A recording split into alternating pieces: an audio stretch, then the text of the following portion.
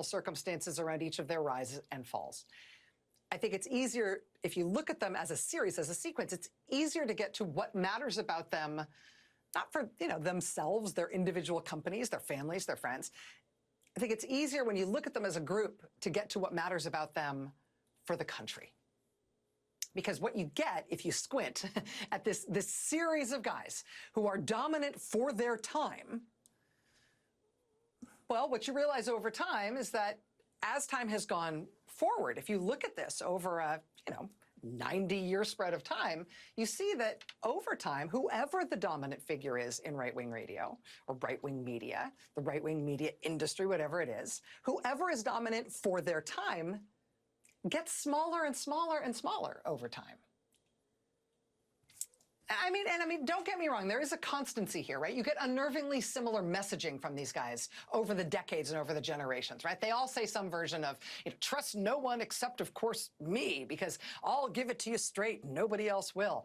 They also tend to say, I know what God wants, and obviously what God wants is what I want, and I therefore can tell you who's evil and must be eliminated. I mean, there's a constancy in terms of the way they perform. They all sing a version of that same song. You are right to see commonalities among them in style and in terms of the kind of appeal they have, the kind of thing they're selling, the way they try to get Americans to hate each other and resent each other, and particularly the way they try to get Americans to hate minority groups.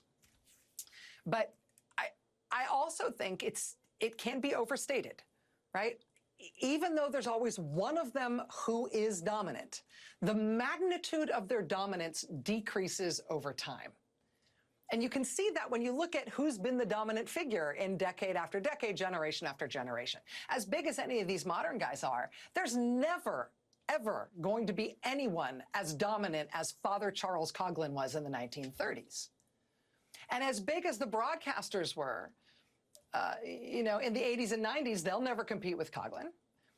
And the broadcasters who were huge in the 80s and 90s, they were more dominant in their time than any of the flavor of the month broadcasters are dominant now. So we have a dominant figure.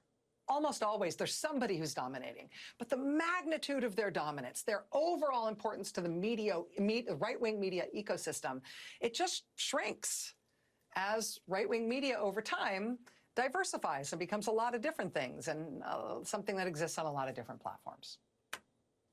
So there'll never be somebody as big as the biggest guys of the past were.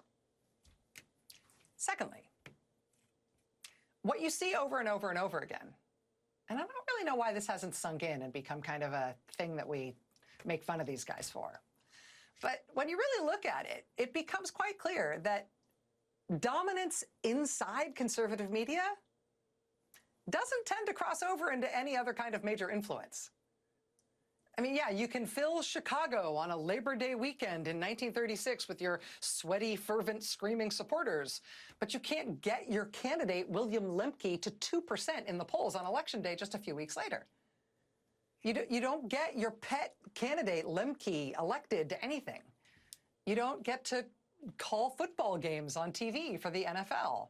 You don't lead 100-year-long messianic religious revivals. You don't persuade Americans to start tanning their testicles en masse.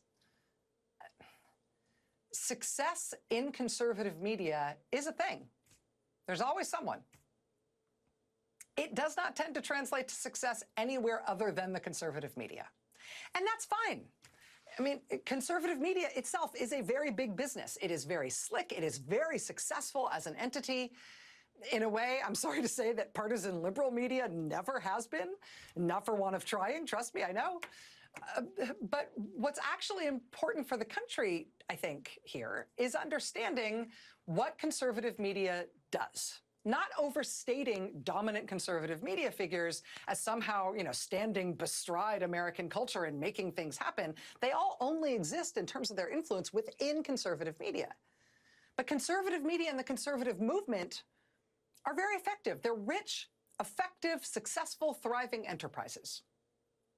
And for at least the past generation, that really is where the political success has been on the American right. It's in conservative media and in the conservative movement. That's where they are strongest. And conservative media and the conservative movement tend to drag the actual Republican Party around like a rag doll that's missing a limb or two.